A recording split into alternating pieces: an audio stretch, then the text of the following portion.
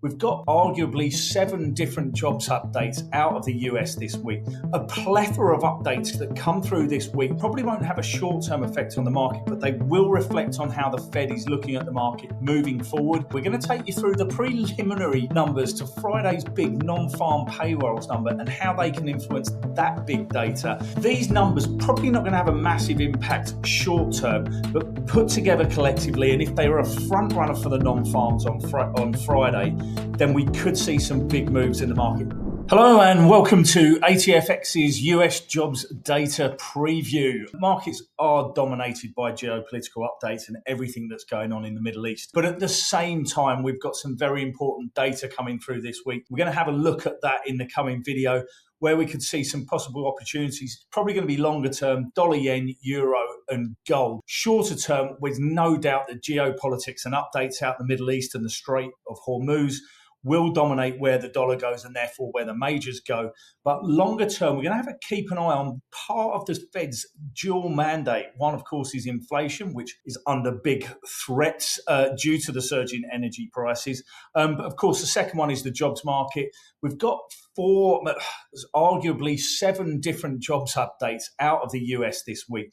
We've got JOLTs Job Openings. We've got the ADP non-farms. We've got the weekly unemployment claims. We've got non-farm payrolls, the big number. We've got average hourly earnings. And of course, we've got the unemployment rate as well. So a plethora of updates that come through this week that, once again, probably won't have a short-term effect on the market, but they will reflect on how the Fed is looking at the market moving forward. Without any further ado, let's have a quick look at some of the details that we've got in the market. So first up, JOLTs Job Openings numbers. Now, traditionally doesn't move the market too much, but the last few times, let's say pre-Middle East tensions, we did start to see a little bit of an indication on where US jobs market. We did see that kind of weakening coming through from US jobs markets. Now, expectations for later this week on the jobs is that they come in at 6.87 million.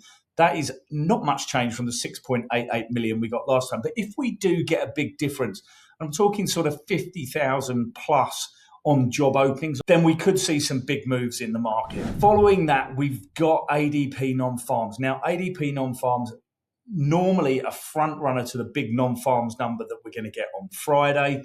It's expected to come in just around the 90,000 mark. Now, that 90,000 mark is up from last time's big 62K. Now, if you remember last time, non-farms came in much higher than expected. We have seen a lot of volatility in these numbers. It's kind of showing a slightly healthier economy. Markets will react, and certainly the Fed will be looking at this, and it's looking at that overall strength of the US economy. Obviously, stronger numbers should be dollar supportive. Weaker numbers could take away. Finally, for the pre-non-farm numbers, we've got the weekly unemployment claims. They're expected to come in at 209K. That's actually slightly higher than last time out, which was 1889. But we were sitting around that 220 level for quite a while, if everyone remembers. So these numbers probably not going to have a massive impact short term, but put together collectively, and if they were a front runner for the non-farms on Friday, then we could see some big moves in the market. No doubt about it. If non-farms comes in different to my expectations, and these numbers will give us a front-running indication for what we're going to get from non-farms. Non-farms expected to come in around that 60K mark, down all the way from 178 last time. If we do get these changes, there will be big moves in the market, no matter what's going on in the Middle East. Middle East will probably dominate sentiment, certainly in terms of the dollar, but we will get a sharp reaction if that big number on Friday comes through. So let's have a quick look. Let's go over and have a quick look of what we've got. We'll start off with the Euro chart. As always, if you haven't, please click on the link below to subscribe to our channel. We'll keep you updated with all that's going on in the market. So here's our Euro chart. Nice and easy, this one. Stronger US numbers. Expect the euro to take a bit of a hit, obviously with that caveat of what's going on in the Middle East. Euro to take a hit. We're sitting on the 200-day moving average. That's at 116.76. A break of these lows. That's not the best trend line, to be honest with you, but we always go low to low. Low down there, 116.50. A clean break here will open the way back up for moves down to the round about this 115.50 level. Conversely, of course, weaker US numbers, and that could combine with an improving situation in the Middle East. Should see euro take off. Initial resistance around about 118. Next resistance level up there about 118.50. And then you're looking all the way back up towards this 120 plus level. So euro, nice, easy look. Now let's go and have a look at gold, because that could also be very interesting on these moves as well. So we know dollar yen, we've seen a big move in the last week. End of last week, Bank of Japan came in just as Japan was going on to a big holiday week, smashed it all the way down from that high there, 160.72 in one day, all the way down minus 2.38%. The low was 155.50. We have since rallied, and I will show you another chart in a second, seem to be nicely capped around about this 157.30 level, and it's banging up against it as we speak at the moment. There were hints that was further intervention yesterday from the Bank of Japan with some sharp moves back downside, obviously buying yen against the dollar. Now, what we could see from these numbers, the fundamentals still push really to the top side in the dollar and in dollar yen. We've got the Bank of Japan sitting in the way. At the moment, we've got an artificial level here around about 157.30. Really, resistance is all the way up here at 160.70. But what could happen if these numbers, and this is going to be a very interesting week for certainly the fundamentals in dollar yen. If these job numbers in the US show a resilient job market, show something, it could really start to pull expectations of Fed cuts further down the track, and maybe even start the talk of hikes, which has already started to come through from some members. These numbers point to, especially non-farms comes through, we've got inflationary pressure in the US. If we've got a very resilient job market, then we could see it push higher. What we're likely to see in dollar yen is volatility. Breaks to the top side could be smacked back down by the BOJ. So it presents a very interesting trading opportunity. You have to be very sharp if you're trading these moves, because fundamentals are pointing up. There's a massive central bank coming in, calling it down.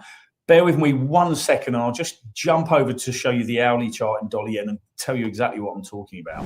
Right, so this is the hourly chart. This shows that move I was talking about on last Thursday and Friday, I should say. So all the way down there. Now, since we bounced back from that low just above 155.50, we have not managed to break it through, and look at how many times it's topped out there. So a lot of the market looking at this moment, that could be the Bank of Japan, probably is, maybe through some Japanese agency banks.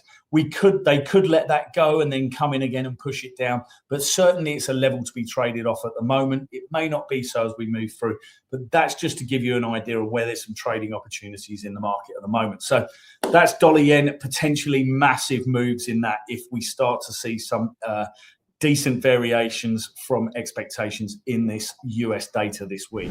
Gold chart, nice and easy. Now, the great thing about gold, and it has been a surprise to many, I've said it on a few of these videos, it is not trading in line with its haven status. It makes it a much easier trade on US data. So if we see a cumulative from the preceding to the non-farm numbers, a cumulative stronger dollar signals or stronger US economy signals, stronger US jobs market, expect gold to take another hit. We got a little bit of a move down yesterday. We've now got support. If you look at this level, we're sitting on around about 4,500. It's based just around it 3 or 4 times recently. A break there on stronger US data could take us down to that 200-day moving average. And stronger long-term support, around about 42.50. Conversely, of course, weaker numbers, weaker moves, probably an improvement of situation in the Middle East, should see gold rally and move back up to challenge this resistance level just underneath 4,700. So great trading opportunities out there. Can't emphasize it enough. Short term, we could see some knee-jerk reactions on this data. It's probably going to have a longer-term effect on how the Fed's looking at things, but medium term, all this data coming out will be analysed. It will be taken into account when we come up to that next Fed meeting, which I think is in about 40 days' time. So great trading opportunities out there. Can't emphasize it enough.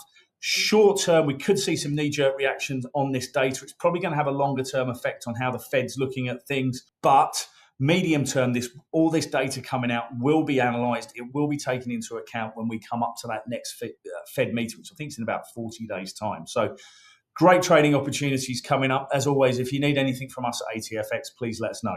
Thank you very much.